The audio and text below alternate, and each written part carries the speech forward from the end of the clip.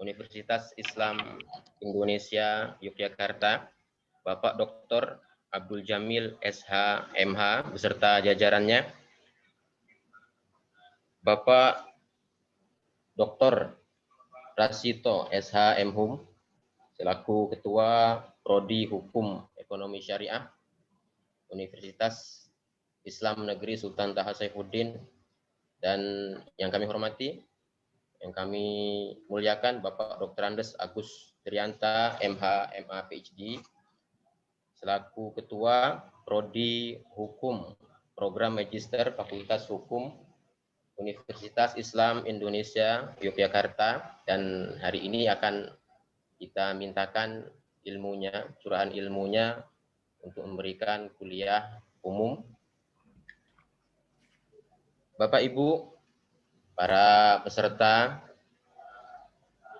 acara yang alhamdulillah diselenggarakan atas kerjasama daripada Universitas Islam Negeri Sultan Toha Saifuddin Jambi dan Universitas Islam Indonesia Yogyakarta, yakni acara penandatanganan Memorandum of Agreement Fakultas Syariah Universitas Islam Negeri Sultan Toha Saifuddin dengan Fakultas Hukum Universitas Islam Indonesia Yogyakarta, dan nanti akan dilanjutkan dengan kuliah dosen tamu dengan tema pengembangan hukum ekonomi syariah, dialektika legislasi dan budaya hukum.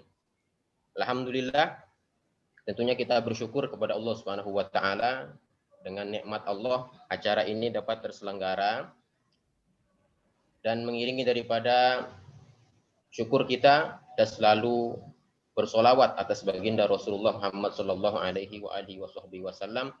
Semoga bagaimana kita dipertemukan, dikumpulkan pada kesempatan kali ini, kelak kita akan dikumpulkan bersama beliau Rasulullah Muhammad sallallahu alaihi wasallam. Baiklah, Bapak Ibu yang kami hormati, kita akan langsung memasuki pada acara kita. Yang pertama, mari bersama-sama kita buka acara kita. Penandatanganan Memorandum of Agreement Fakultas Syariah Universitas Islam Negeri Sultan Toha Saifuddin dengan Fakultas Hukum Universitas Islam Indonesia Yogyakarta. Kita buka bersama-sama dengan melafazkan lafaz basmalah. Bismillahirrahmanirrahim.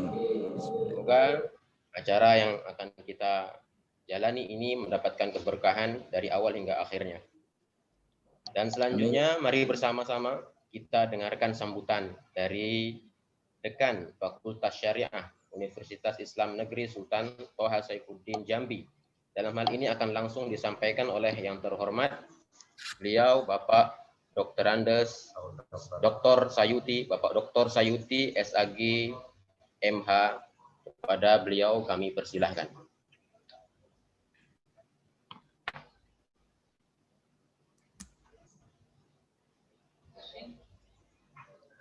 Assalamualaikum warahmatullahi wabarakatuh.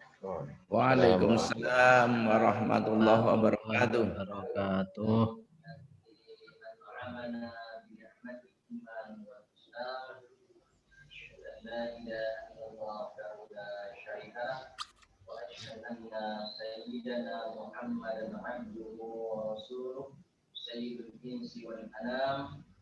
Allahumma salli wa sallim wa barik ala sayyidina wa maulana Muhammad wa ala alihi wa ashabihi wa man kana yarju liqa'a rabbih fi jannati daris salam.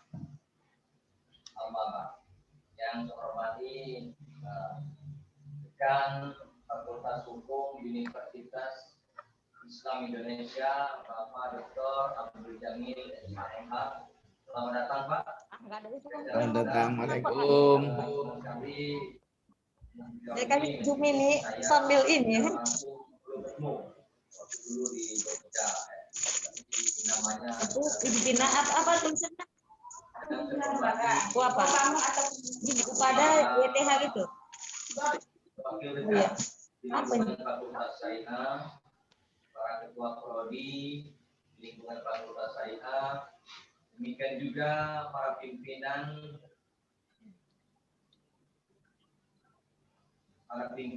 dan pejabat yang berada di lingkungan Fakultas Hukum Universitas Islam Indonesia yang saya hormati. Wabil khusus narasumber kita pada hari yang berbahagia ini Bapak Dr. Handus Agus Trianta, MA, MH, PhD.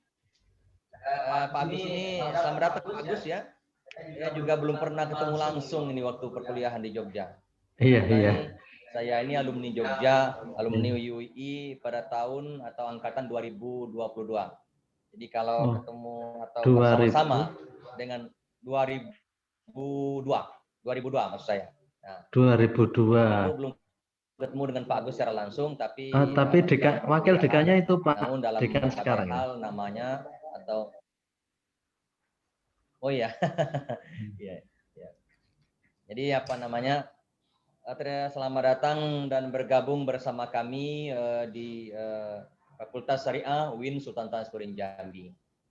Suatu kehormatan bagi kami untuk dapat bersama-sama dengan Fakultas Hukum Universitas Islam Indonesia. Tidak diragukan lagi, sebuah fakultas yang namanya sudah jauh lebih daripada Fakultas Syariah tentunya, Fakultas Syariah UIN Jambi. Tua dari segi umur, tua dari segi pengalaman, dan tua juga dari segi pengembangan keilmuan. Nah, waktu saya dulu di S2, waktu itu direktur paskanya masih Pak Profesor Dr. Dahlan Taif. Wah, bukan direktur pasca, artinya ketua program magister hukumnya. Almarhum sangat baik, semoga arwahnya mendapat tempat yang layak di sisi Allah Subhanahu wa taala. Amin amin ya rabbal alamin. Amin. Tentu dengan pertemuan ini kami berharap banyak bisa berbagi pengalaman, berbagi ilmu pengetahuan dan bisa mendapat hal-hal yang positif terutama dalam rangka pengembangan ilmu hukum dan ilmu syariah di Fakultas Syariah UIN Sultan Tansurin Jambi. Kami memang lagi menuju ke arah yang lebih ke depan, lebih maju seperti halnya yang ada di Fakultas Hukum Universitas Islam Indonesia. Oleh karena itu, pertemuan atau kerjasama yang akan kita laksanakan pada hari ini merupakan momen untuk saling berbagi, untuk saling melengkapi. Terutama kami yang saya akui kita Fakultas Syariah UIN Sultan Tansurin Jambi ini belumlah sebegitu lengkap dengan apa yang ada di Fakultas Hukum Universitas Islam Indonesia. Sebagai contoh, kami baru saja mendaftarkan LKBH, Lembaga Konsultasi dan Bantuan Hukum, baru kita mau dirikan. Sementara di Fakultas Hukum UI itu sudah puluhan tahun yang lalu sudah berdiri itu LKBH-nya. Dan saya pernah juga ketemu dengan salah satu pengurus LKBH-nya waktu saya melakukan studi banding waktu itu. Nah, dalam hal ini apalagi kita sekarang dituntut dengan berbagai hal, terutama berkenaan dengan peningkatan akreditasi masing-masing, khususnya kami kalau prodi ilmu hukum Fakultas Hukum UI ini saya rasa sudah unggul gitu. A-nya A unggul lagi. Jadi bukan sekedar A. Kalau sekarang ini apa namanya tuh? Baik, sangat baik apalagi gitu ya. Nah, kalau kami belum. Oleh karena itu pada ada kesempatan ini ada beberapa hal yang mungkin kita laksanakan dengan melakukan kerjasama ini, bisa saja di bidang Merdeka Belajar Kampus Merdeka. Mungkin pada suatu saat ya ada mahasiswa kami yang berasal dari sana atau memang pengen kuliah beberapa semester di situ dengan apa namanya media atau konsep kampus merdeka ini bisa dilaksanakan di Fakultas Hukum UI di Fakultas Hukum UI Yogyakarta. Kemudian juga visiting profesor, penelitian bersama, seminar ilmiah mungkin. Saya yakin dan percaya banyak tenaga dan sumber daya manusia yang dimiliki oleh Fakultas Hukum UI dan bisa nanti bersama-sama. Contohnya pada hari ini kita meminta Pak Agus Trianta untuk memberikan salah satu kuliah umum di Fakultas Syariah UIN Sultan Jambi. Kemudian juga invited speaker ya kuliah umum tadi ya. Ada juga jurnal, kan kita sudah memiliki jurnal Syariah, ilmu syariah dan ilmu hukum itu Ar-Risalah. Dulunya itu merupakan jurnal yang pertama terakreditasi nasional atau sekarang Sinta 2 di tingkat Provinsi Jambi ini. Meskipun sekarang sudah ada beberapa perguruan tinggi yang memiliki Sinta 2. Belum ada Sinta 1 di Provinsi Jambi. Nah, inilah harapan kita dengan kerjasama ini dapat saling melengkapi, terutama kami yang banyak ingin belajar dari Fakultas Hukum UI dalam rangka mengembangkan akademik, mengembangkan tridharma perguruan tinggi di Fakultas Syariah UIN Sultan Tasprin Jambi, khususnya berkenaan dengan pengembangan ilmu syariah dan ilmu hukum. Oleh karena itu, mudah-mudahan acara kita terlaksana dengan baik dan jangan segan-segan nantinya khususnya Fakultas Hukum UI untuk memberikan masukan bahkan kritik kepada kami dalam rangka pengembangan ini. Saya kira itu saja yang ingin saya sampaikan. Sekali lagi saya ucapkan terima kasih banyak, terutama kepada Bapak Dekan, Bapak Doktor Abdul Jamil yang menyempatkan waktunya pada hari ini. Saya yakin dan percaya beliau ini sekarang berada dalam keadaan banyak pekerjaan dan sibuk sekali, dan tapi bisa menyempatkan juga, termasuk juga terima kasih juga yang terhingga kepada Pak Agus Trianta. Juga saya yakin dan percaya di tengah-tengah COVID ini kita tetap dipacu untuk selalu beraktivitas, terutama dalam hal pengembangan di tingkat akademis kita. Oleh karena itu, mudah-mudahan apa yang Bapak sampaikan pada hari ini atau laksanakan pada hari ini dapat memberikan manfaat yang besar bagi kedua lembaga, khususnya bagi Fakultas Syariah, dan dapat diberi Allah sebagai amal kebajikan untuk kita semua. Amin. Terima kasih. Amin. Sekali lagi mohon maaf, saya akhiri. Assalamualaikum warahmatullahi wabarakatuh. Waalaikumsalam warahmatullahi Warahmatullahi. Terima kasih kami sampaikan kepada Bapak Dr. Sayuti SAG MH, Dekan Fakultas Syariah UIN Sultan Toha Saifuddin Jambi. Dan selanjutnya kami mohonkan sambutan dari Dekan Fakultas Hukum Universitas Islam Indonesia Yogyakarta. Dalam hal ini kami mohonkan kepada yang terhormat Bapak Dr. Abdul Jamil SHMH, kepada beliau kami persilahkan. Terima kasih Bapak Mustajab. Assalamualaikum warahmatullahi wabarakatuh. Alhamdulillah wa syukurulillah ala nikmatillah la haula wa la quwata illa billah. Asyhadu an la ilaha illallah wahdahu la syarikalah wa asyhadu anna Muhammadan abduhu wa rasuluh. Allahumma salli wa sallim wa barik ala nabiyina Muhammad wa ala alihi wa ashabihi ajmain, amma ba'd. Yang saya muliakan Bapak Dekan Fakultas Syariah UIN Sultan Toha Syarifuddin Jambi, yaitu Bapak Dr. Sayuti Una SAG MH dan jajarannya yang hadir pada acara pagi hari ini. Yang saya hormati Bapak Ibu para peserta kuliah umum pada pagi hari ini. Yang saya hormati Bapak Ketua Jurusan Fakultas Hukum Universitas Islam Indonesia, yaitu Bapak Dr. Muhammad Arif Setiawan SHMH. Yang saya hormati Bapak Kaprodi Magister Hukum Fakultas Hukum Universitas Islam Indonesia, yaitu Bapak Dr. Andes Agus Trianta MH PSD. Yang saya hormati Bapak Kaprodi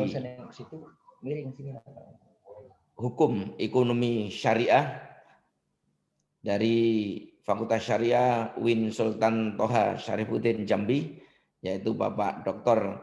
Rasito Esa M.Hum, dan hadirin yang saya muliakan.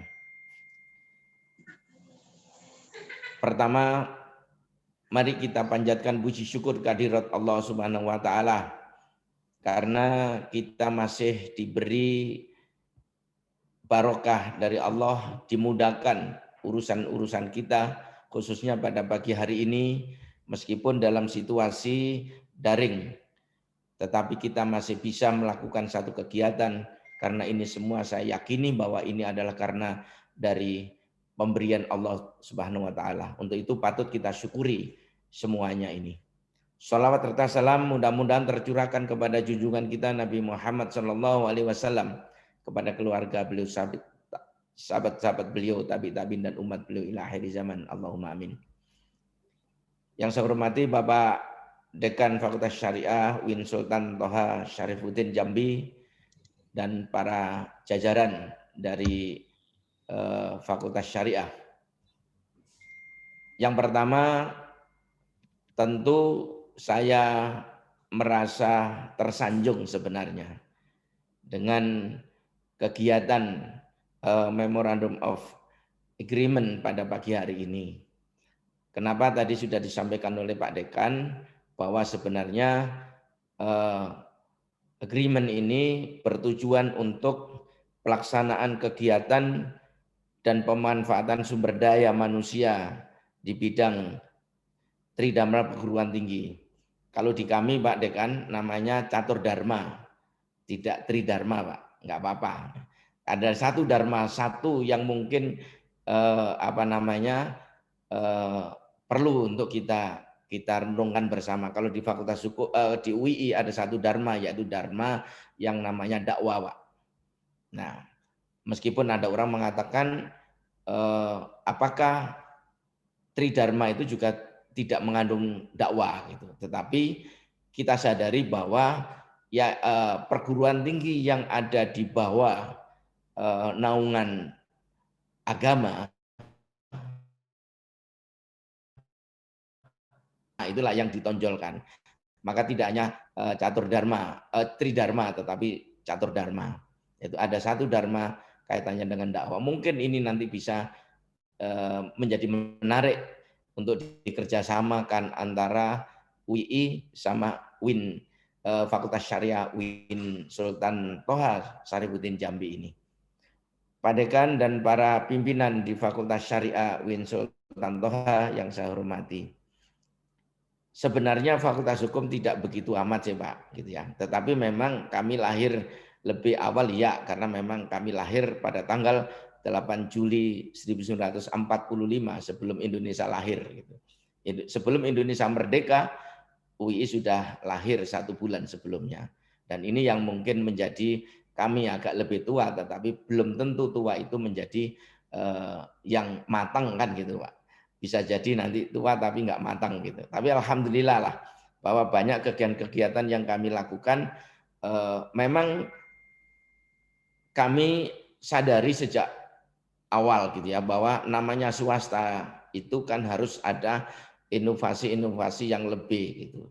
Karena apa? Karena kalau swasta tidak melakukan inovasi-inovasi yang lebih, maka penghargaan oleh masyarakat mungkin tidak begitu, karena masyarakat kita masih negeri minded gitu ya, negeri minded. Sehingga itulah kenapa tadi Pak Dekan menyampaikan bahwa LKBH kami itu berdiri sejak tahun 1970 Pak. 1970 dan mulai mulai berkembang pesat itu kira-kira 1974, karena pada waktu itu kan banyak kasus-kasus ya, terutama kasus-kasus struktural, dan satu-satunya mungkin perguruan tinggi dan pada waktu itu yang memiliki LKBH dan berani untuk menyuarakan suara-suara keadilan, karena memang kami ditetesi darah-darah perjuangan oleh para pendiri UII. Karena para pendiri UII ini adalah pejuang-pejuang bangsa Indonesia yang mendirikan negara Republik ini, maka tetesan darah itulah mungkin sampai hari ini kami masih mengubarkan perjuangan, khususnya dalam memperjuangkan nilai-nilai keadilan Dan itulah maka kami mengikut sertakan peran ini salah satunya adalah kepada mahasiswa. Itu memang mungkin yang kami banggakan bahwa mahasiswa Fakultas Hukum Universitas Islam Indonesia itu bisa berpraktek langsung ke masyarakat. Kaitannya dengan penegakan keadilan, penanganan, penyelesaian. Jadi praktikumnya tidak hanya di meja, praktikumnya tidak hanya di laboratorium yang tidak bisa disapa gitu. Tetapi laboratorium kami adalah masyarakat secara langsung. Ketika masyarakat itu punya masalah, datang ke LKBH, maka itulah laboratorium yang sesungguhnya bagi mahasiswa Fakultas Hukum Universitas Islam Indonesia.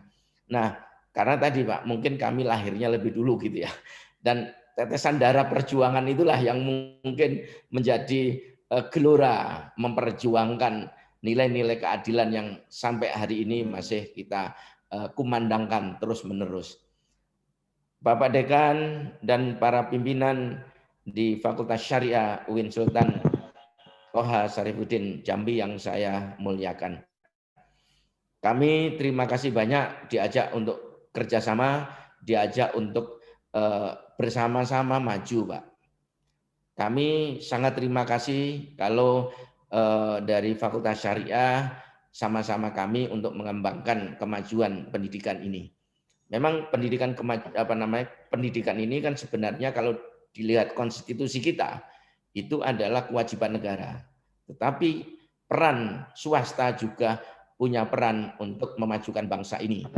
Tadi gelora perjuangan tadi yang menjadi fondasi kita untuk sama-sama ikut berjuang membantu negara dalam mencerdaskan kehidupan anak bangsa kita ini. Dan kami terima kasih ketika kami diajak untuk bersama-sama.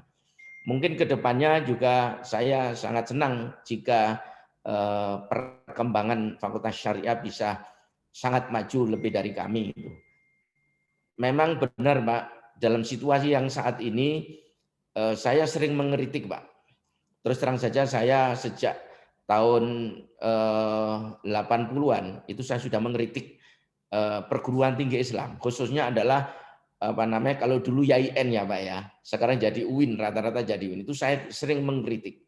Kenapa mengkritik? Saya kritik, berat kritik saya itu karena pada waktu kita ikut memperjuangkan bagaimana lahirnya Undang-Undang Advokat, bagaimana lahirnya Undang-Undang nomor 7 tahun 89, itu peran untuk bagaimana alumni syariah itu bisa berkiprah di masyarakat.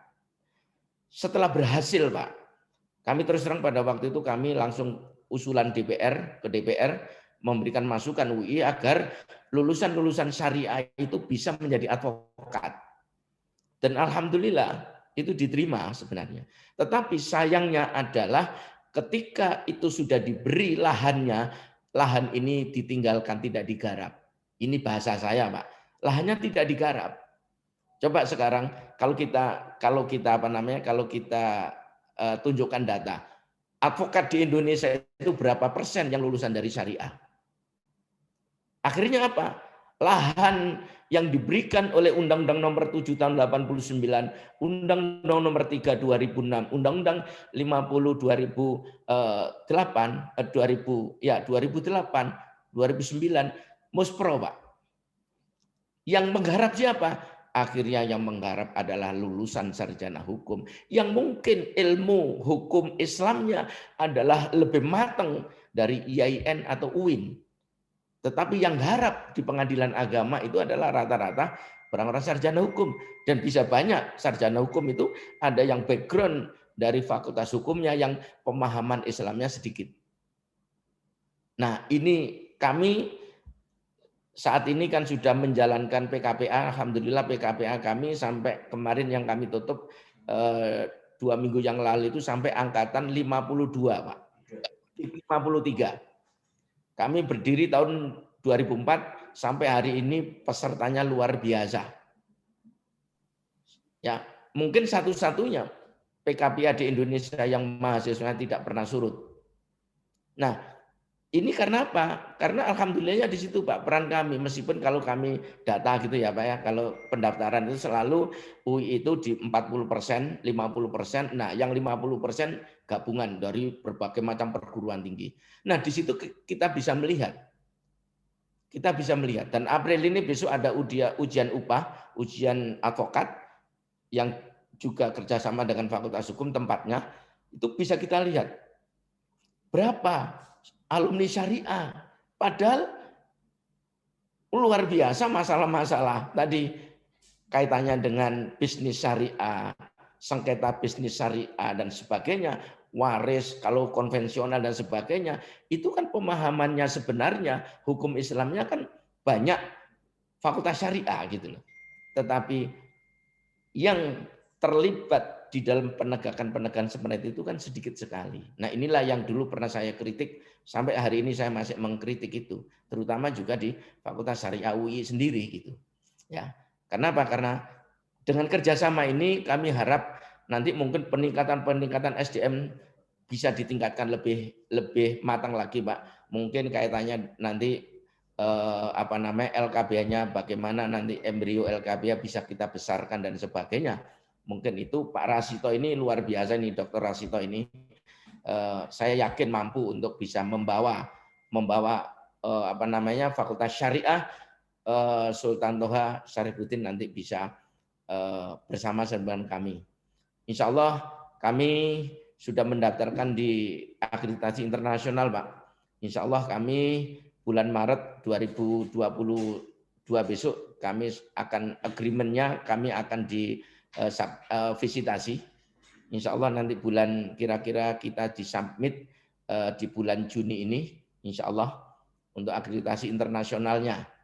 Ya, kalau AUNGI-nya kemarin kami sudah, sekarang kita daftarkan dan mudah-mudahan nanti kita bisa dengan MOA-nya ini ya, Memorandum of Agreement ini antara Fakultas Syariah dengan Fakultas Hukum UI nanti kita bisa sama-sama mengembangkan ya ke sana, karena memang tujuan kerjasama ini kan adalah pelaksanaan kegiatan dan kemanfaatan sumber daya manusia di bidang Tridharma perguruan tinggi, meskipun tadi saya sampaikan bahwa Fakultas Hukum adalah catur dharma. Saya terima kasih banyak Pak Dekan dan para pimpinan yang lain yang berkenan mengajak kami untuk maju bersama-sama. Kami sadari bahwa untuk mencerdaskan anak bangsa tidak mungkin akan dilakukan oleh satu institusi sendiri. Maka kita kolaborasi ini adalah bagian yang terpenting. Dan saya salut dan terima kasih banyak. Bahkan mungkin bisa ke depannya tadi yang disinggung oleh Pak Dekan, kita siap bagaimana dengan kampus Merdeka, belajar Merdeka, kami siap. Mungkin nanti ditindaklanjuti lebih lanjut lagi seperti apa. Barangkali nanti kita tawarkan, sama-sama menawarkan bagaimana kampus Merdeka. Ada tawaran yang menarik Pak, mungkin kalau ada nanti mahasiswa Fakultas Syariah yang kemungkinan mempunyai ketertarikan dan mempunyai potensi, kami sudah melakukan dual degree juga Pak. Dual degree dengan Yongsang. Hari ini alhamdulillah kita memberangkatkan 2 mahasiswa untuk S1-nya dan untuk S3-nya, untuk S2-nya sudah berjalan tahun yang ketiga. Kami S1-nya baru tahun ini, Pak. Oh ya, tahun keempat. Dan kami untuk yang S1-nya baru tahun ini, Pak. Ini insya Allah sudah kami berangkatkan hari ini, ya. Dan mudah-mudahan nanti kalau ada yang tertarik, tidak hanya itu, Pak. Selain dual degree ada ada kredit transfer 1 semester. Dan ini tadi kampus Merdeka tadi, Pak. Kampus Merdeka, belajar Merdeka, kalau ada yang tertarik gitu ya. Nah, silakan nanti mungkin kita bisa tindak lanjuti lebih lanjut lagi. Dan insya Allah nanti Agustus 2021 ini kami sudah sama juga akan memberangkatkan ke Inggris, Pak, ke Coventry yang kaitan dual degree juga. Ada 2 tadi programnya, ada dual degree dan ada credit transfer dengan Fakultas Hukum Coventry di Inggris, Pak. Insya Allah Agustus sudah akan kita berangkatkan di semester depan. Jadi nanti kalau tadi Pak Dekan menyinggung adanya kampus Merdeka, belajar Merdeka, mungkin ada yang tertarik ingin ngambil 1 semester, nah ini bisa ditawarkan kan gitu Pak.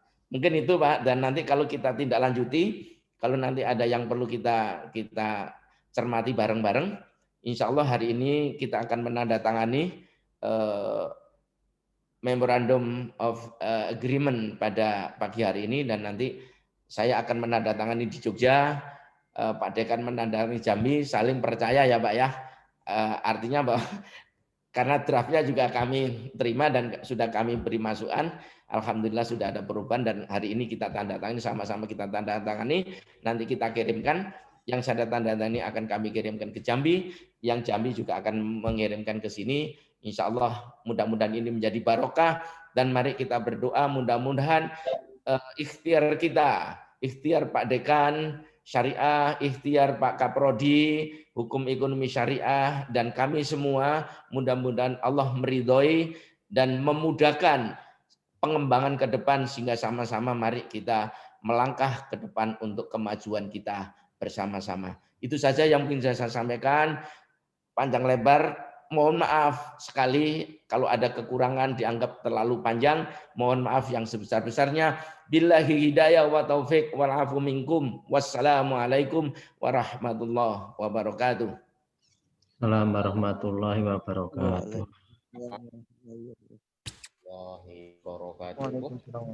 Ya. Terima kasih. Kami sampaikan tentunya kepada Bapak Dr. Abdul Jamil SH MH, Dekan Fakultas Hukum Universitas Islam Indonesia Yogyakarta. Dan adapun acara selanjutnya adalah penandatanganan Memorandum of Agreement oleh Fakultas Syariah UIN Sultan Toha Saifuddin dengan Fakultas Hukum Universitas Islam Indonesia Yogyakarta. Dalam hal ini akan langsung dilaksanakan oleh dekan dari masing-masing Fakultas Syariah UIN Sultan Toha Saifuddin dan Universitas Islam Fakultas Hukum Universitas Islam Indonesia Yogyakarta. Kepada Bapak Dekan kami persilahkan.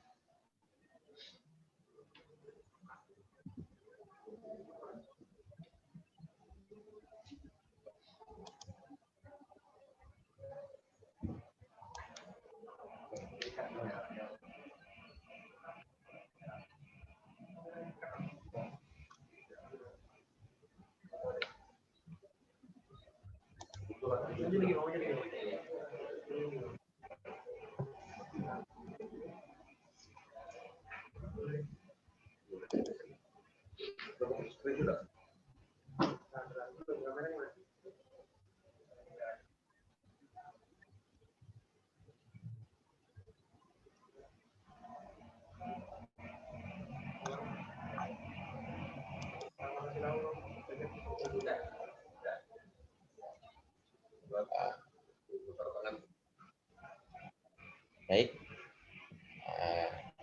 Terima kasih Bapak Dekan Fakultas Syariah UIN Sultan Toha Saifuddin dan Dekan Fakultas Hukum Universitas Islam Indonesia telah diadakan dan ditandatangani Memorandum of Agreement antara dua fakultas. Semoga tentunya ini membawakan keberkahan untuk masing-masing daripada dua instansi ini. Dan Bapak Ibu yang kami hormati, adapun selanjutnya adalah kuliah umum dosen tamu dengan tema pengembangan hukum ekonomi syariah, dialektika, legislasi, dan budaya hukum. Dalam hal ini akan langsung disampaikan oleh Bapak Dr. Andes Agus Trianta, MH, MA, PhD. Dan sebelum kita mulai daripada kuliah umum ini, kami sampaikan kepada para peserta bahwasanya untuk sertifikat nanti akan diberikan kepada peserta kuliah umum, namun dengan syarat mengisi absen yang linknya nanti akan dibagikan sebelum acara ini selesai. Baiklah, Bapak Ibu sekalian, peserta kuliah umum pengembangan hukum ekonomi syariah, dialektika, legislasi, dan budaya hukum. Mari bersama-sama kita simak, kita ikuti, dan kita timba ilmu dari beliau Bapak Dr. Andes Agus Trianta, MH, MA, PhD, kepada beliau Bapak Dr. Agus Trianta, MH, MA, PhD. Waktu dan tempat kami persilahkan.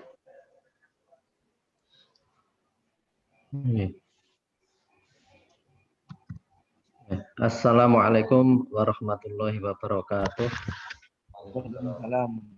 Alhamdulillahirabbil alamin. Assalatu wassalamu ala nabiyina Muhammadin sallallahu alaihi wasallam wa ala alihi wa ashabihi ajmain.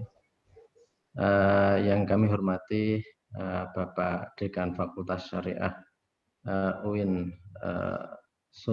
Sultan Toha Saifuddin Jambi, Bapak Dr. Sayuti SAG MH.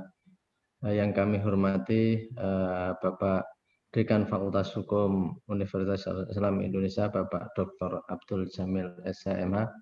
Yang kami hormati juga di sini para jajaran pimpinan Fakultas Syariah UIN Sultan Toha Saifuddin di Jambi, termasuk Bapak Dr. Rasito selaku Kaprodi Hukum Ekonomi Syariah. Kemudian Bapak Kajur ya, ketua jurusan prodi ketua jurusan Hukum Fakultas Hukum UI, Bapak Dr. Arif Setiawan SHMH. Ini Mas Moderator Muhammad Mustajab serta Bapak Ibu semuanya, ini kami lihat banyak juga ini alumni ini program doktor Hukum UI juga, ini ada Bapak Dr. Muktiarto gitu ya, menyempatkan bergabung juga, beliau barusan selesai dari Mahkamah Agung Pak nggih. Jadi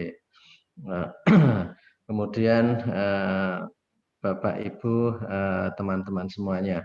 Jadi pada pagi siang hari ini kami diminta untuk menyampaikan kuliah umum ya terkait dengan hukum ekonomi syariah sebagai apa ya, sebagai aktivitas gabungan dengan adanya penandatanganan MOU ini. Jadi pada kesempatan kali ini tema yang kemarin diminta kita berikan terkait dengan perkembangan hukum ekonomi syariah, dialektika antara legislasi dan budaya hukum. Ini saya sudah di share screen belum ya? Sudah di co-hostkan ya? Saya tak share. Oh ya, sudah di co-hostkan ya. Saya akan share. Ini nanti akan saya sampaikan ke panitia segera karena tadi masih diedit sampai detik-detik terakhir ya. Pak Rasuto itu minta dikirim tapi ini masih ada pembenahan beberapa hal.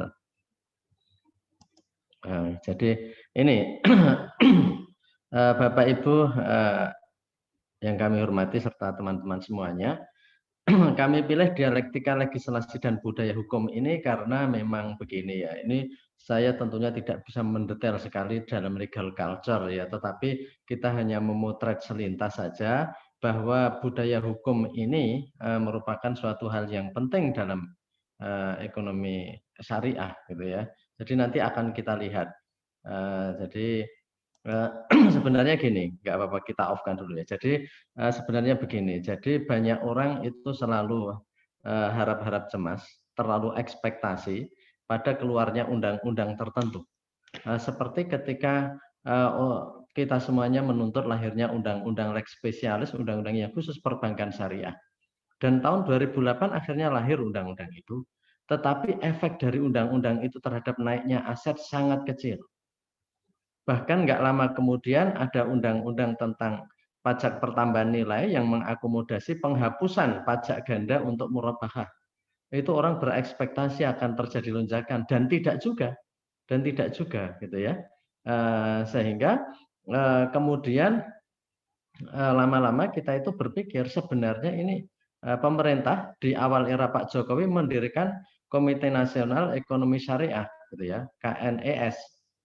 Dan harapannya itu akan menjadi driver yang sangat kuat. Ternyata asetnya nggak naik juga. Dan terakhir ini Pak Erick Thohir ini semangat sekali dengan memerging 3 bank syariah itu menjadi BSI. Harapannya Indonesia akan mengalami lompatan. Tapi kita tunggu karena ini masih sebentar. seandainya berbagai policy tadi tetap nggak bisa mendongkrak, so what? Maka lalu apa sebenarnya? Nah ini yang mau kita lihat. Apa sebenarnya? Jadi makanya dialektika antara legislasi. Budaya hukum muamal itu maksud kami budaya hukum di sini adalah budaya hukum muamalah. Orang Islam itu terasing dari muamalah itu beratus-ratus tahun. Selama dijajah orang Islam itu enggak, hukum muamalah itu mati, tidur. Yang kita tahu dari misalnya Ihya Ulumuddin adalah toharohnya misalnya. Macam-macam air, membatalkan ini itu. Tetapi tidak kita lihat bagaimana etika ekonomi di dalam Ihya Ulumuddin itu. Dari karya Ibnul Qayyim, tidak kita lihat bagaimana tas'air atau pricing teori, teori penentuan harga. Kenapa itu tidak terpikir? Karena orang Islam memang mundur secara ekonomi. Hukum kalau nggak diterapkan, kalau mundur secara ekonomi, muamalah nggak diterapkan. Untuk makan saja sulit. Dan orang kalau tidak, hukum kalau tidak diterapkan, dia akan menjadi dokumen mati. Nggak akan berkembang, maka muamalah tidur. Baru sekitar 50 tahun ini muamalah itu hidup kembali sehingga banyak sekali akad-akad baru yang kalau dalam perdata namanya akad tidak bernama. Karena dulu yang ada hanya akad-akad Indo itu nggak ada yang namanya musyarakah mutanakisah, ijarah muntahiyah bitamlik, mudharib yudharib gitu ya. Itu nggak ada, itu semua adalah akad tidak bernama. Itu berkembang. Kenapa berkembang? Karena mulai diterapkan. Artinya yang kita lihat itu betulkah orang Islam di Indonesia walaupun mayoritas budaya hukum muamalahnya hidup tidak? Kalau belum hidup nanti akan kita lihat ya. Apakah legislasi ini give effect, memberikan efek atau tidak? Nanti akan kita lihat. Ini tidak secara kuantitatif ya. Kita hanya general overview, tapi semoga ini memberi sisi pandang yang lain. Bahwa jangan hanya policy terus, tetapi kita memang perlu legal culture-nya itu dibangun gitu ya. Karena Indonesia ini kalau kata Prof. Mahfud itu sudah mengalami obesitas kegendutan dalam bidang hukum. Terlalu banyak aturan. Tetapi mengamalkannya itu sulit. Jadi lama jadi NATO, no action talking only gitu ya. Jadi oke, kita lihat sekarang. Kita lihat sini. Ini kita lihat saja selintas. Aset bank syariah ini perkembangannya seperti apa? Jadi ini setelah Kanon Aceh. Kanon Aceh itu memberikan efek. Jadi 2016 aset bank syariah dibandingkan total aset itu 4,81. September 2016 ini masih segini. 2019 karena 2017 Kanon Aceh itu mulai bergerak gitu ya. Kalau kanonnya sendiri 2014 tapi kan memberi waktu cukup lama bagi bank-bank konvensional untuk kalau nggak pindah atau konversi mereka milih keluar dari Aceh. Sehingga baru 2019 ini jadi itu terjadi kalau kata para pengamat Indonesia keluar dari jebakan 5%. Sehingga Desember 2020 6,03%. Jadi gini, bertahun-tahun aset bank syariah bandingkan konvensional hanya 5%. Hanya 5%. BI ketika itu sampai kebingungan. Kalau kata anak muda itu mati gaya. Mau action apalagi kok asetnya nggak naik-naik. Jadi 5% terus gitu ya. Jadi walaupun kita prodinya di mana-mana banyak, tetapi budaya hukum itu belum bagus dan aset di situ masih kecil sekali. Masih kecil sekali. Oke, kita lihat. Sekarang kita lihat selanjutnya. Ini Kanon Aceh ini memberi, karena Kanon Aceh itu memberi pilihan.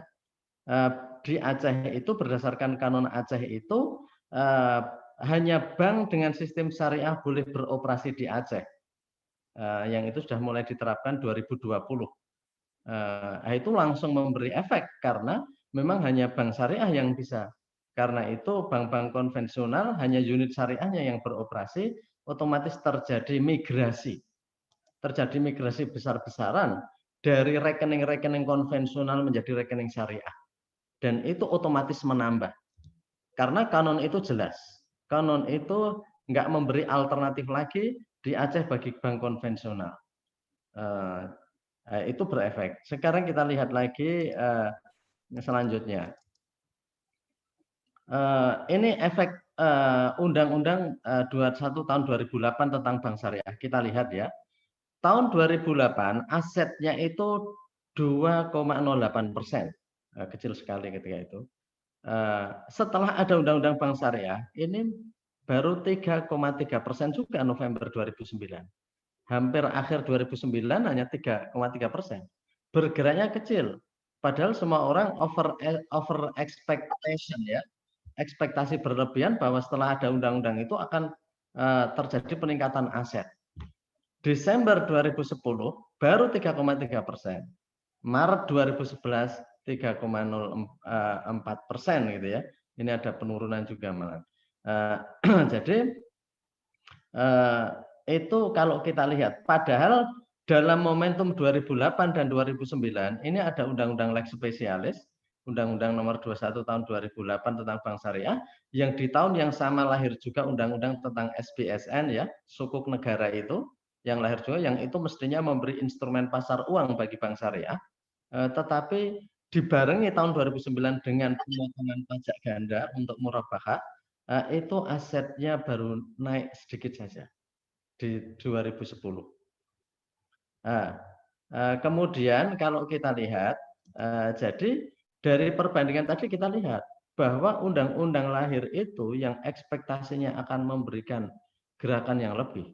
Juga termasuk, ini insya Allah Bapak Dr. Muktiarto ini paham betul karena beliau Kamar Agama di MA ya. Jadi bahwa 2006 merupakan momentum penyelesaian sengketa keuangan syariah di mana undang-undang amandemen dari Undang-Undang Peradilan Agama itu pertama kali atur undang-undang di Indonesia yang menyebut di mana pengadilan yang harus menangani sengketa keuangan syariah, dan langsung di situ disebut di pengadilan agama.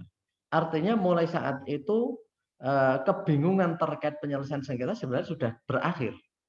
Walaupun nanti setelah itu ada tarik ulur, bahkan tarik ulurnya itu berlanjut terus itu ya, itu sudah masuk politik aliran ini. Apakah ini ke pengadilan negeri atau pengadilan agama, ini sudah masuk politik aliran. Jadi jadi antara aliran teori resepsi dan persepsi inkompleksu ini tarik menariknya ya. Jadi kembali ke tadi. Nah, jadi setelah 2006 ada itu pun aset itu bergeraknya kecil. Sehingga BSI ini gegap gempita, tetapi kita akan lihat nanti ya. Semoga saja ini memang berbeda. Kalau kayak Aceh tadi kan memang polisi yang nggak memberi pilihan gitu ya. Jadi artinya mau nggak mau terjadi migrasi besar-besaran. Jadi migrasi besar-besaran, semua rekening konvensional menjadi rekening syariah. Langsung asetnya naik. Jadi Indonesia keluar dari jebakan 5% itu karena kanon Aceh ya. Naik menjadi 6%. Kita lihat lagi.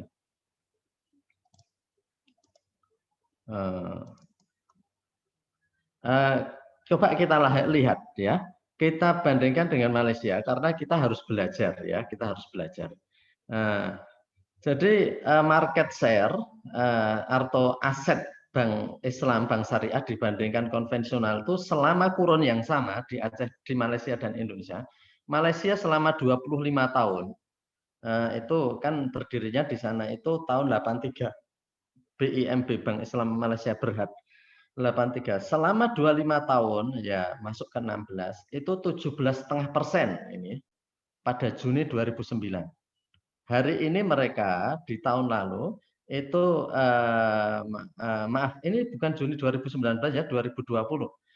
Juni 2020 mereka sudah 39,9%. Karena target mereka di akhir 2020 40%. Kayaknya tercapai tapi nyari datanya belum ada yang rilis di awal tahun ini terkait sampai Desember 2020 itu, tapi dimungkinkan kalau cuman 0,1 itu akan tercapai dalam setengah tahun, mungkin melampaui.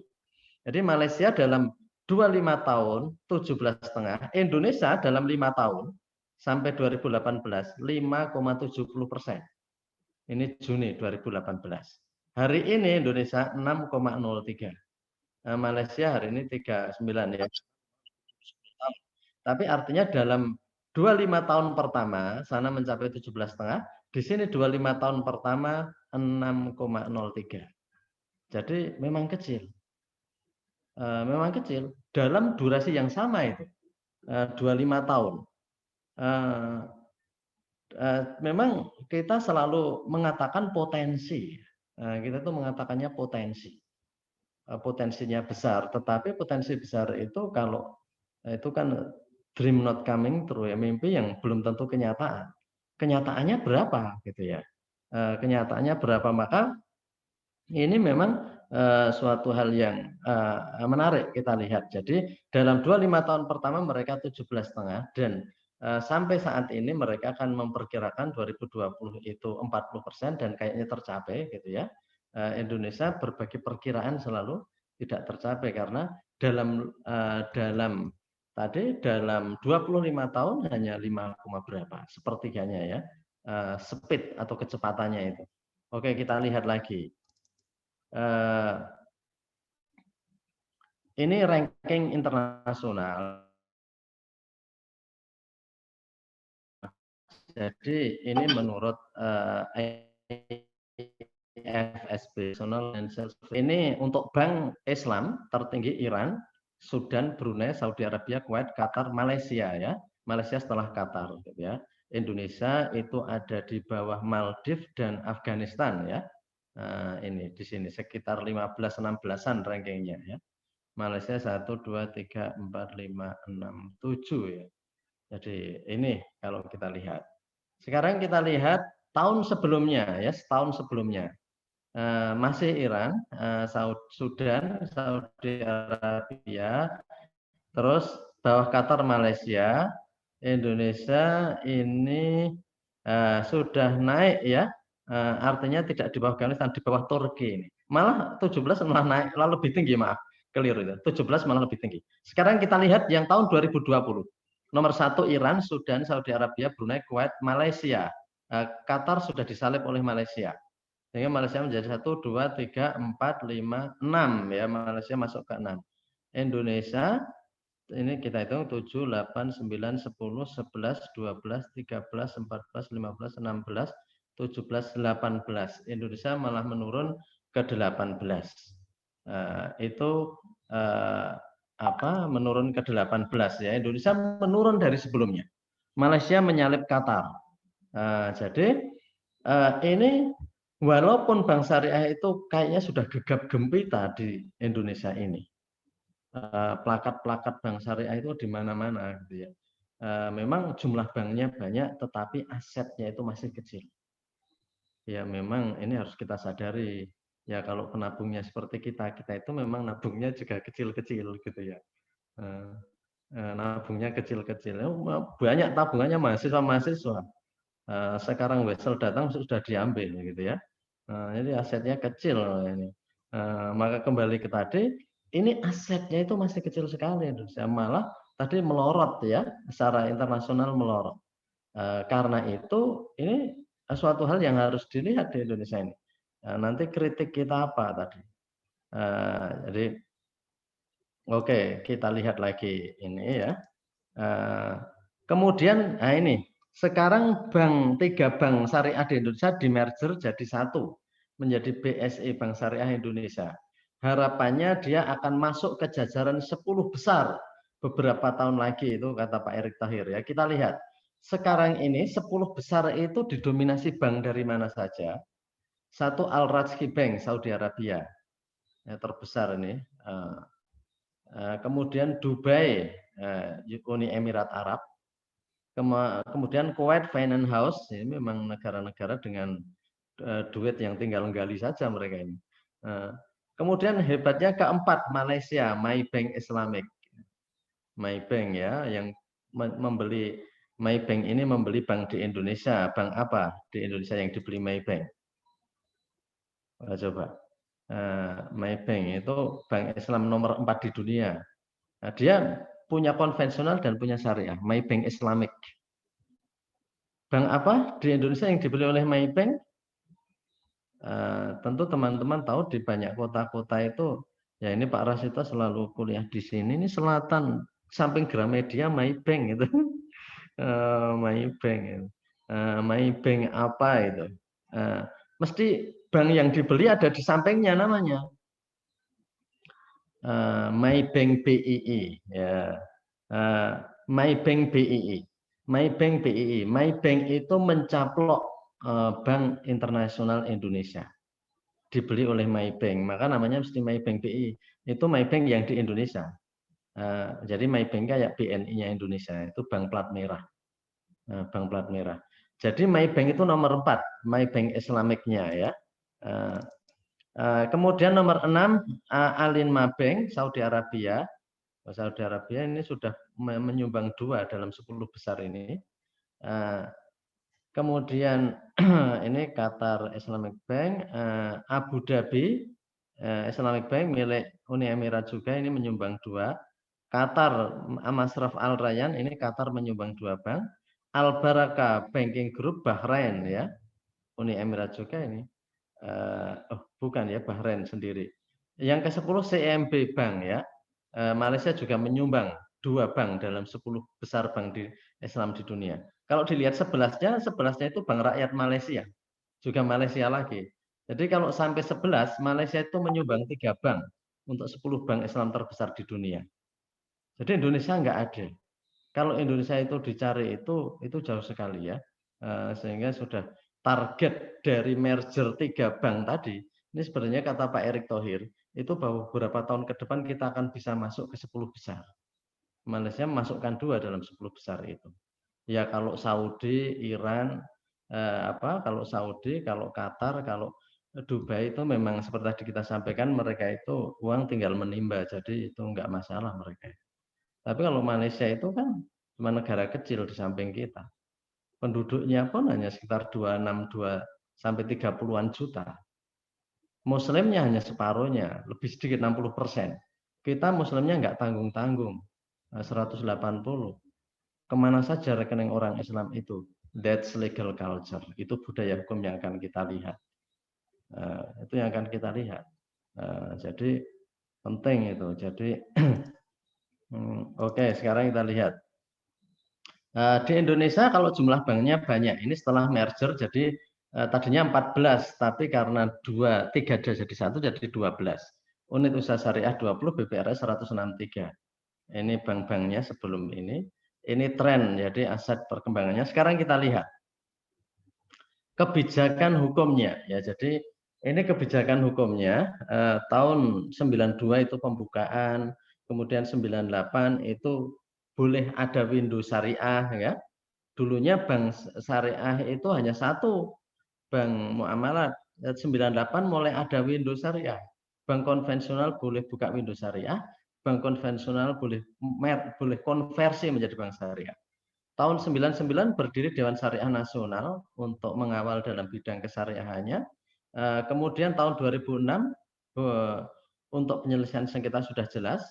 2008 ada 2 undang-undang terkait perbankan Islam dan sukuk. Kemudian 2009 insentif pajak PPN tadi ya, di mana pajak ganda dihapuskan. 2004 muncul kanon Aceh walaupun efeknya beberapa tahun karena memberi tenggang cukup lama. Kemudian 2017 didirikan KNES, Komite Nasional Ekonomi Syariah. Kalau mau ada policy lagi, tapi bukan peraturan, ya ini penggabungan bank syariah tahun ini, gitu ya. Jadi itu policy-nya. Berbagai policy sudah dilakukan untuk mendorong ya perbankan syariah. Tapi apakah dorongan itu sepenuh hati atau tidak, atau sekedar memenuhi tuntutan, itu akan kita lihat. Oke. Sekarang kita lanjutkan. Sekarang kita problem budaya hukum. Jadi begini, sebelum masuk ke problem budaya hukum, saya pernah membaca di Jakarta Post, ditulis oleh orang asing atau expatriate. Itu menulis tentang bahwa di Indonesia itu untuk keuangan syariah merupakan the sleeping giant, raksasa tidur. Dikatakan bahwa penduduk Islam Indonesia itu luar biasa besarnya, maka dia menjadi the sleeping giant, raksasa tidur. Raksasa tidur ini kalau bangun menakutkan. Karena apa? Karena dia akan mengalahkan berbagai negara lain. Karena jumlahnya nggak main-main, jumlah penduduknya itu, taruhlah yang Islam itu dihitung kasar saja 180 juta muslimnya. Bandingkan dengan Malaysia yang muslimnya hanya sekitar 18 juta atau 19 juta. Nah, itu jauh sekali. Jauh sekali. Jadi artinya mereka itu kecil jumlahnya. Atau mungkin bandingkan kalau yang Saudi ya jelas lah mereka itu memang hampir 99% Muslim semua gitu ya. Jangan tanya juga Iran, karena Iran itu polisi negaranya memang kayak Aceh, nggak boleh ada bank konvensional. Makanya dia asetnya tertinggi terus itu. Iran tertinggi terus karena mereka itu total konversi. Jadi bukan dual banking system, mono banking system Iran itu. Iran itu sama Sudan gitu karena apa asetnya besar. Iran Sudan itu mono banking system, semua dirubah menjadi bank Islam, maka asetnya jadi besar. Tapi kalau Malaysia kan enggak, ada konvensional dan bank. Biarkan dua bank itu bertarung di Malaysia sama dengan Indonesia. Artinya maka kalau bandingkan paling dekat itu dengan Malaysia karena sama-sama pakai dual banking system. Kalau Iran memang Iran Sudan itu memang total dikonversi, jadi ya artinya mesti aset bank syariah 100% terus di negaranya karena nggak ada bank konvensional. Oke, sekarang kita lihat budaya hukum itu seperti apa ya. Muamalah legal culture ya, budaya hukum muamalah. Indonesia masih menghadapi problem dasar terkait larangan riba. Ini masih banyak di kalangan umat Islam itu berdebat tentang riba. Sebagian menyatakan boleh, sebagian tidak. Jadi ini problem mendasar ini, problem mendasar. Jadi artinya bahwa banyak di kalangan orang Islam itu tetap yang namanya bunga bank itu tidak riba. Wong namanya juga indah kok, bunga atau flower. Sesuatu yang jelek mestinya dinamai jelek. Biar orang itu pernah dengar pengajian Gus Bahak itu ya. Ketika rame-rame prostitusi online ya, Gus Bahak bilang kita berterima kasih ada istilah kasar untuk pelacur bahasa Jawa yang nggak saya sebutkan, tapi Bapak Ibu yang dengar pengajian Gus Bahak tahu. Jadi istilah kasar untuk seorang pelacur dalam bahasa Jawa itu katanya bagus untuk memberi efek jera, biar perbuatan buruk itu tetap dicap buruk. Tapi kalau dikatakan itu hanya ada perselingkuhan, terlalu halus itu. Terlalu halus. Jadi kejahatan jangan diperhalus bahasanya, kata. Jadi berterima kasih kepada definisi-definisi kultural yang mengatakan sesuatu yang jelek itu memang jelek. Karena kalau diperhalus, coba prostitusi online itu habis tertangkap saja mereka tetap siaran di TV biasa. Tapi itu hal lain lah. Lain kita jangan menjorok-jorok ke hukum pidana ya. Oke, masuk selanjutnya. Nah, kita lihat di sini gimana pandangan tentang bunga. Kita lihat saja prakteknya. Bank Indonesia risetnya tahun 2000 lama sekali tentang potensi preferensi dan perilaku masyarakat terhadap syariah Pulau Jawa menyimpulkan bahwa hanya 45% percaya bahwa itu hanya 45%. Ya kalau ayatnya itu turun tahun 45 itu wajar ya. Ayatnya itu turun sudah 1400 turun yang lalu itu ayatnya itu. Kok tahun 2000 hanya 45% orang Indonesia yang percaya bahwa itu haram. Jadi ya itu ya kalau itu hanya 10% atau yang tidak apa yang artinya yang percaya itu taruhlah mayoritas ya itu anulah mungkin ada lah Islam liberal, perdebatan Islam rasional itu sedikit-sedikit itu ada lah. Tapi kalau hanya 45% yang percaya itu haram tahun 2000, it must be problem ya. Ini tentunya problem karena ya, tidak karena mestinya ini budaya hukumnya ini seperti apa. Jadi polisi-polisi itu akan mental kalau bermusuhan budaya hukum ini. Oke. Kedua, Majelis Ulama Indonesia memberikan putusan secara resmi keputusan nomor 124 bahwa bunga dalam perbankan itu adalah riba dan karenanya dilarang menurut Islam. Ya, ini MUI berani tahun 2004. Tetapi kita tahu fatwa MUI kan tidak mengikat.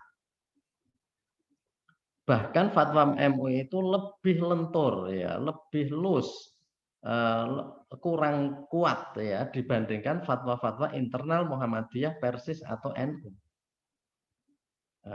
Fatwa MUI sudah mengatakan begitu, tapi kan kita tahu fatwa MUI tentang riba sama saja dengan fatwa MUI tentang rokok.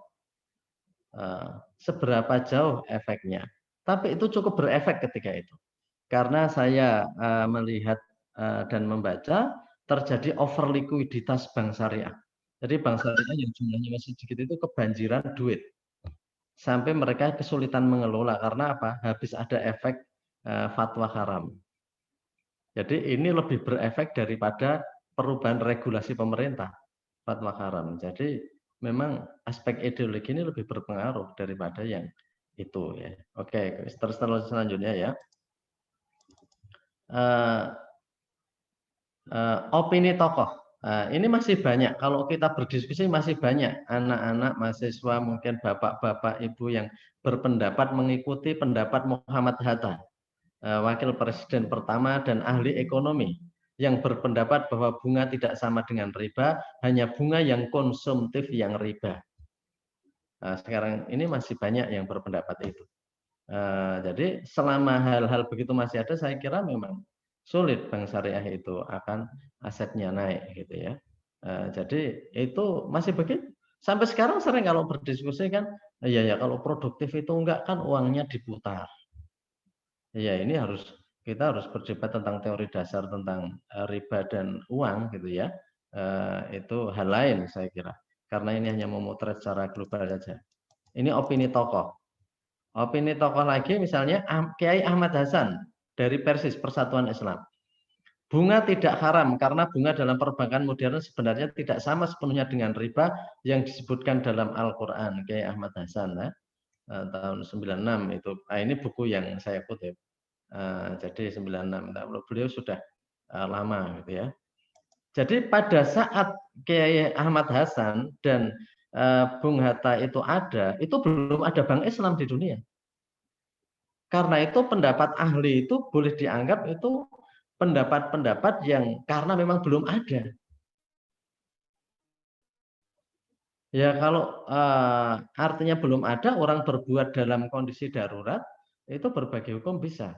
Sehingga pendapat itu tentu akan berbeda ketika dengan pendapat itu fasilitas untuk yang lebih baik itu sudah ada.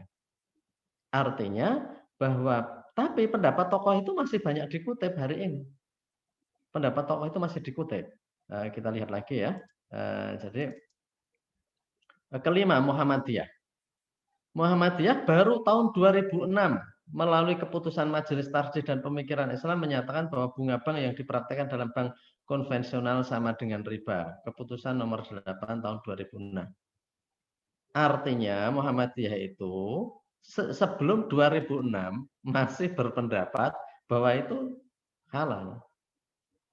Sebelum 2006, karena baru declare secara resmi 2006.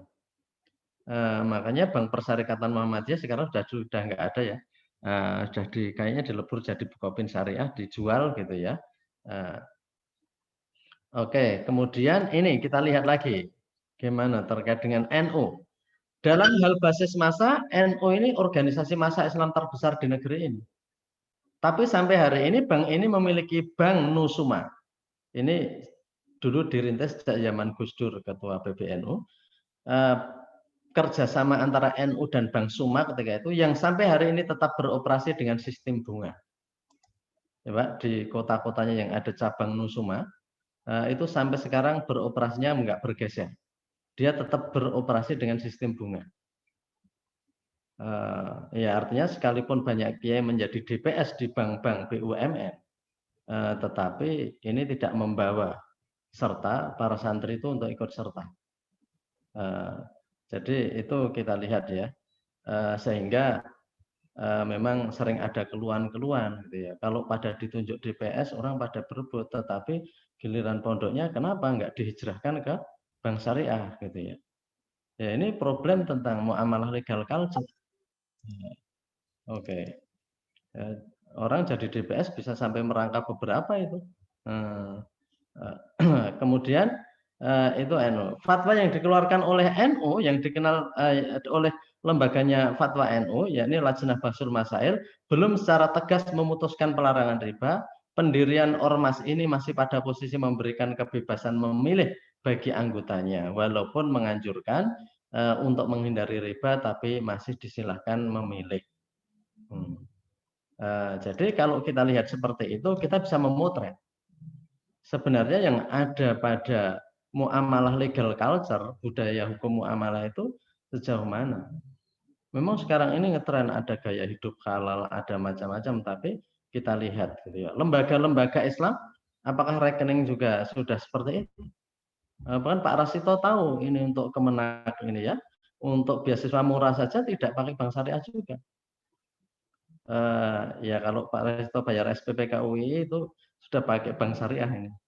Pak Jamil ini, Pak Abdul Jamil, Pak Dekan merubah sekarang official banknya untuk Fakultas Hukum itu menjadi BNI Syariah kemarin. Kalau di Pasca itu sudah beberapa tahun yang lalu kita tarik semua ke BSM ketika itu bermiliar-miliar untuk gironya kita masukkan ke sana. Karena memang itu jalan yang harus kita lakukan. Kita punya prodi dan kajian ekonomi syariah, maka kita juga harus seperti itu. Itu budaya hukum muamalah. Jadi oke. Sehingga sekarang kita melihat ya di Malaysia tadi ya bagaimana mungkin legal culture itu dibangun ya. Jadi begini, jadi memang di samping ya, jadi kita tahu ya kultur masyarakat memang berbeda, walaupun to some extent itu sama. Tapi kita lihat Malaysia sejak awal itu dikatakan sustainable bold legal policy. Rancangan Malaysia itu sudah sejak awal diberikan untuk merancang bank Islam. Jadi berdirinya juga dirancang. Kemudian tahapannya dirancang. Kemudian negara juga secara praktis terlibat, tidak hanya kebijakannya saja, tetapi memang dalam praktek terlibat. Kemudian kultur muamalah legal culture ini memang dibudayakan betul ya. Mereka itu sampai masuk di kurikulum tingkat sekolah menengah dan sebagainya itu tentang riba itu masuk kurikulum. Bukan hanya HAM saja yang masukkan ke sana, tapi itu juga masuk biar orang tahu gitu ya, biar siswa itu juga tahu. Kemudian raising the middle and upper income people, ini munculnya kelas menengah dan kelas atas. Saya kira Indonesia juga baru mengalami kemunculan kelas menengah kelas atas itu setelah remunerasi di berbagai jenjang kepegawaian itu diberikan, kan banyak orang naik menjadi kelas menengah kelas atas. Guru SD-nya langsung terkatrol naik. Apalagi Bapak Ibu dosennya ada remunerasi juga kan terkatrol naik. Jadi munculnya kelas menengah baru ini bagi kalangan muslim itu akan memperkuat bank syariah. Karena memang begitu. Jadi karena itu jumlah rekening mungkin lebih banyak Indonesia daripada Malaysia, tapi isi rekeningnya itu berbeda. Karena itu yang menyebabkan aset itu bertambah semakin besar. Oke, kita lihat biar agak cepat. Ini apa yang kita maksud dengan konsistensi Malaysia dalam keterlibatan. Ini lembaga tabung haji sejak 62 itu didirikan dan beroperasi dengan prinsip-prinsip syariah. Ini luar biasa tabung haji ini ya, karena memang mereka berpendapat gini uniknya. Kenapa tabung haji berkembang? Karena kalau orang mau naik haji, ya uangnya itu harus dikembangkan dengan cara yang islami. Sehingga rata-rata mereka masuk tabung haji. Jadi kalau naik haji jangan dikembangkan dengan cara yang non-islami, ya itu. Jadi itu baru Pak Anggito Abimanyu ketika jadi dirjen itu yang mati-matian mau menarik rekening haji itu ke bank syariah. Jadi itu baru Pak Anggito itu. itu pun ya Pak Anggito lalu keluar dari dirjen itu gitu ya. Tapi kenapa tahu kami sempat ketemu dan berdiskusi dengan beliau ya ketika beberapa program di kampus kami. Kemudian rancangan Malaysia Plan yang mencakup perkembangan ekonomi terus, itu Bank Islam diposisikan dalam berbagai rancangan itu sudah ada. Sejak berdirinya Bank Islam juga dilibatkan dalam proyek-proyek prestisius seperti pembangunan Bandara KLIA itu KLIA tahun 80-an, pertengahan 80-90 itu, kemudian LRT, pembangunan LRT ketika itu juga seperti itu. Kesimpulannya pemerintah dituntut bukan hanya memberikan policy tapi harus menjadi pionir dalam praktek real. Artinya memang pembiayaan harus masuk ke sana. Education policy pendidikan yang mencakup terkait dengan pemasyarakatan haramnya riba dan perlu melakukan legal transplant, itu pencangkokan hukum jika dipandang memungkinkan. Jadi demikian yang bisa kami sampaikan terkait dengan ini memang tidak detail sekali karena ini general overview, tapi semoga memberikan perspektif lain dari stagnasi gitu ya, kemacetan aset perbankan syariah di Indonesia yang tidak beringsut-ingsut dalam usianya yang sekarang ini ke-28-29 tahun masih 6% ya. Jadi demikian yang bisa kami sampaikan, ada kurangnya minta maaf. Kami serahkan kepada Mas Mustajab, moderator. Assalamualaikum warahmatullahi wabarakatuh. Waalaikumsalam warahmatullahi wabarakatuh. Terima kasih banyak kami sampaikan kepada Bapak Dr. Andes Agus Trianta, MH, MA, PhD, atas materi dan ilmu yang telah disampaikan, dan kita masih ada waktu sekitar 15 menit Pak. Jadi mohon kesediaannya, kami mau membuka forum tanya jawab untuk peserta.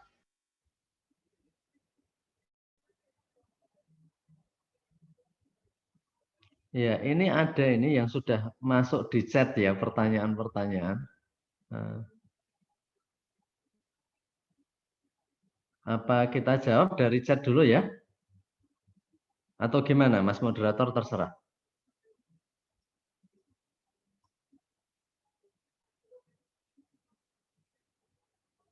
Oh, ini mute, Mas moderator di mute itu.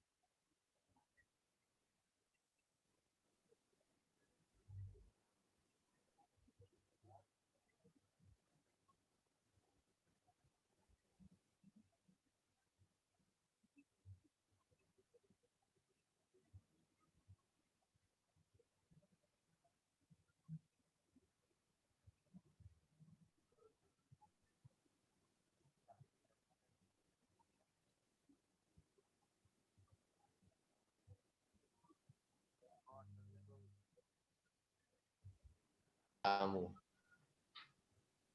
ya, mungkin bisa kami persilahkan langsung kepada Pak Agus untuk menjawab pertanyaan. Oh iya, iya. Ini benar. Ini pada minta materinya, sambil saya kirim sebentar, ini Pak Rasito ya, saya kirim di grup nanti saya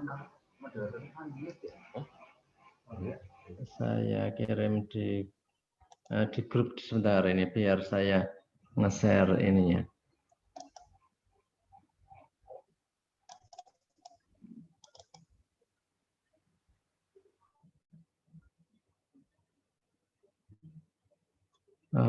Sebentar ini.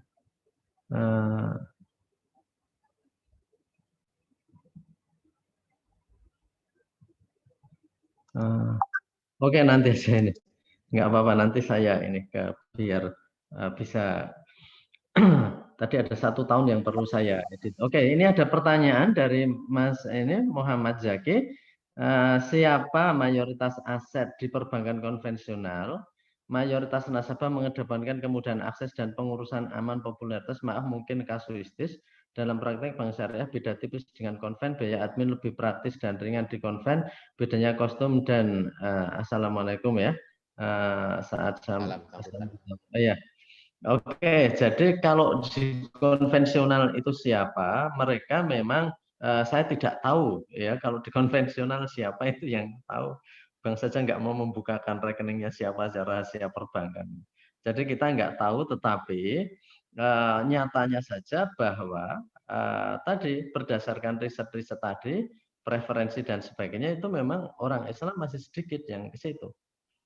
Karena perkiraan bahwa orang Islam itu menjadi giant, sleeping giant, raksasa tidur tadi memang ya artinya besar. Memang kemudian banyak juga bahwa bank syariah itu memang masih banyak dikritik juga, itu betul.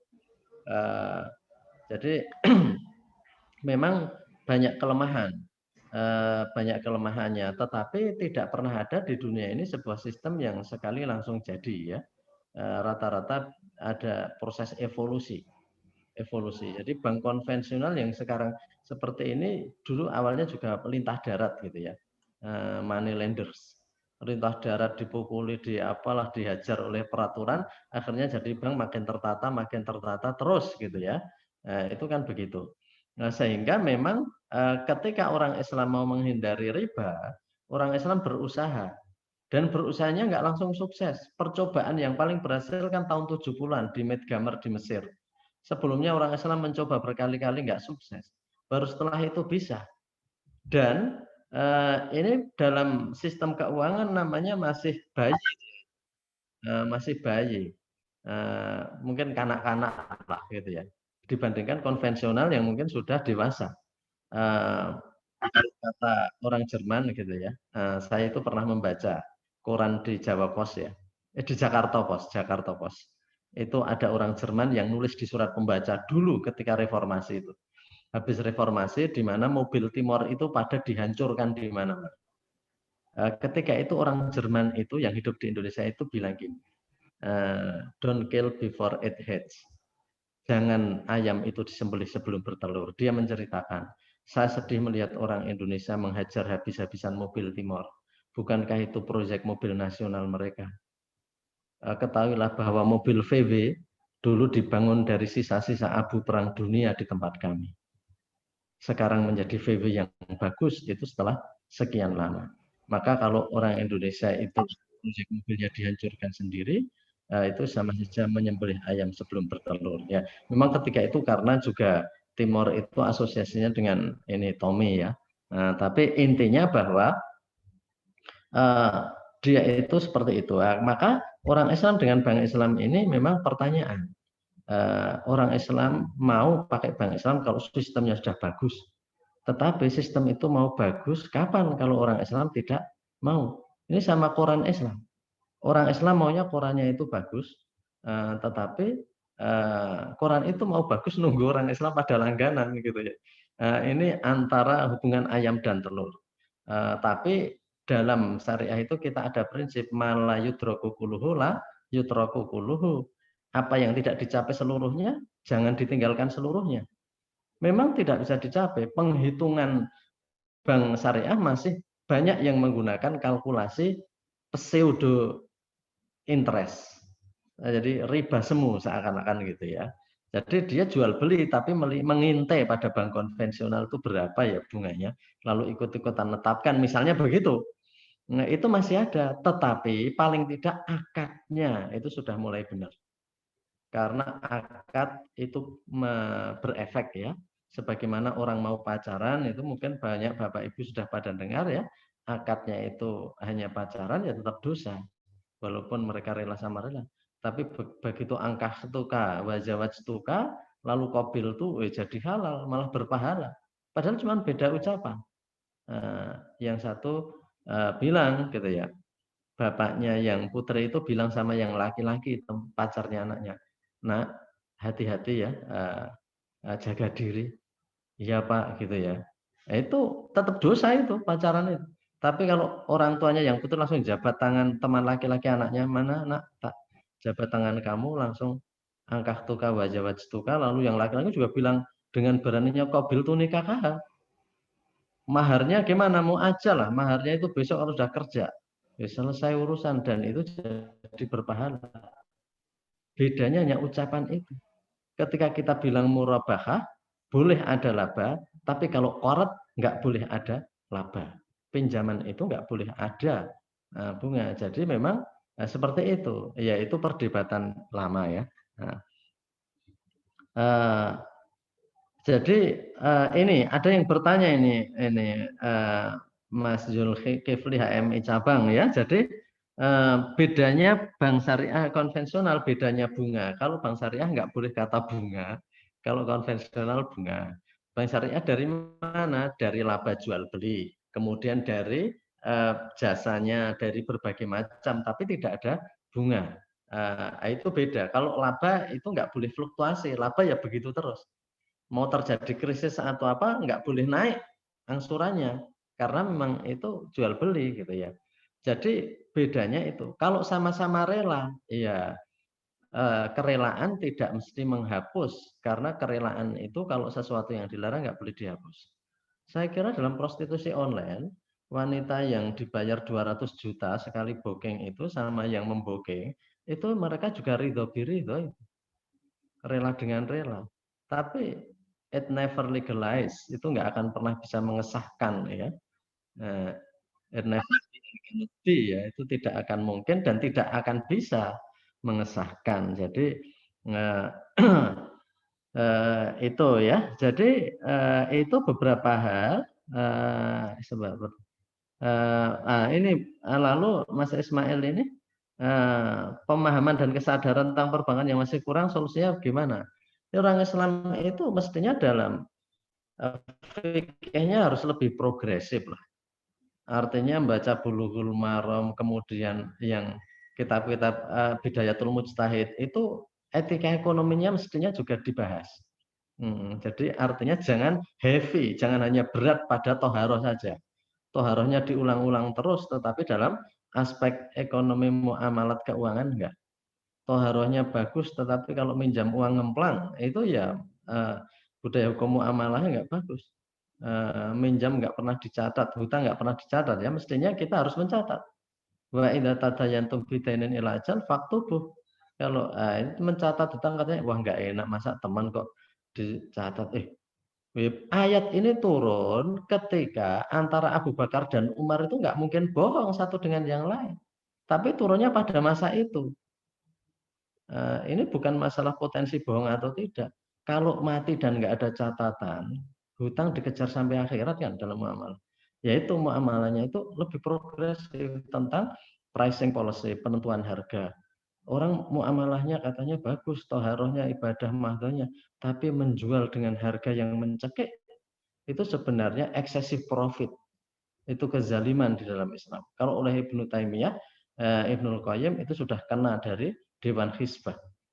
Dalam bukunya Ibnul Taimiyah Al-Hizbah fil Islam ya, lembaga pengawasan dalam Islam itu sudah terkena penalti ya begitu. Jadi itu. Jadi antara ibadah mahdoh sama ibadah yang am itu belum selaras. Mestinya perlu lebih imbang itu. Perlu lebih imbang. Jadi hasanah-hasanah pemikiran masa lalu itu juga harus kita lihat lebih baik. Nah, ini dalam rangka membudayakan pemahaman tadi. Perbankan syariah yang masih kurang tadi ini ya. Ya saya kira itu beberapa pertanyaan yang sempat kami pantau untuk di chat ini. Demikian Mas moderator ini. Ada kurangnya saya minta maaf ya. Jadi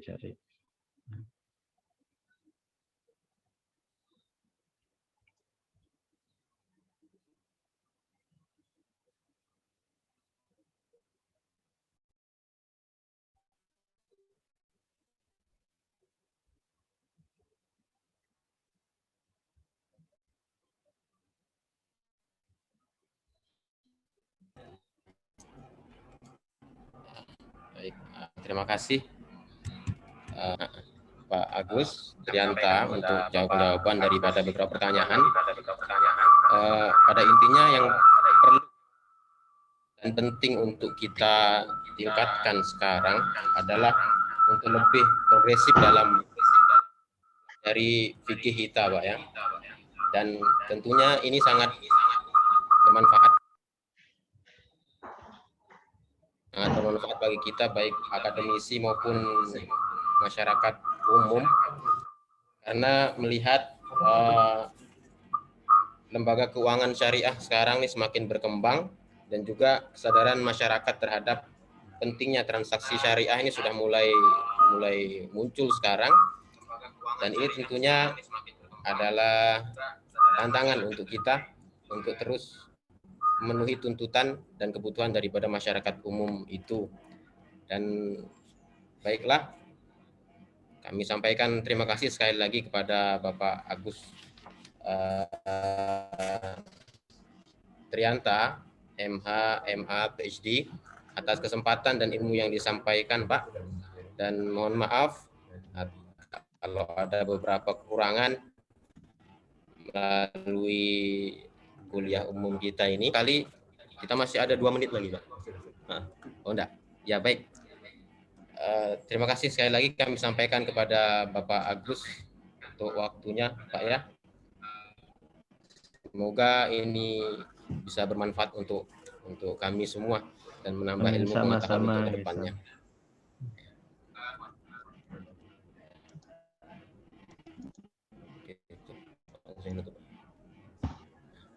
Baik. Terima kasih banyak. Saya mohon maaf atas semua kesalahan. Materi segera saya kirim ke panitia.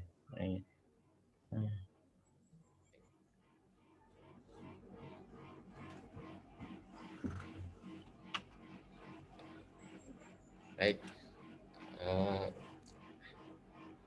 Demikianlah Bapak Ibu sekalian, kuliah umum pengembangan hukum ekonomi syariah, dialektika legislasi dan budaya hukum yang sudah sama-sama kita ikuti. Semoga bermanfaat, dan sekali lagi kami ingat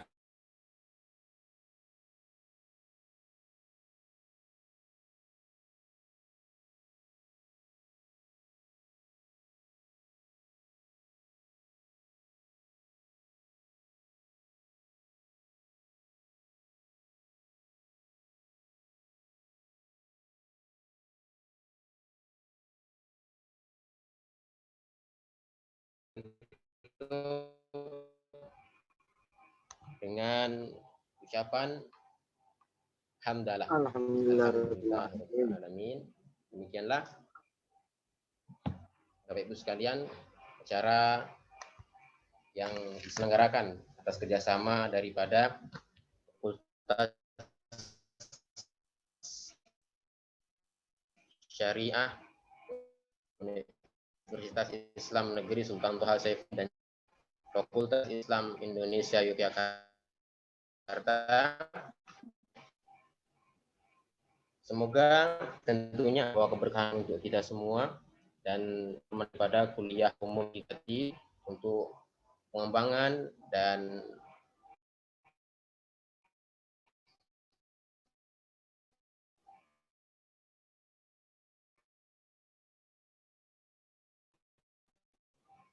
perluasan pengetahuan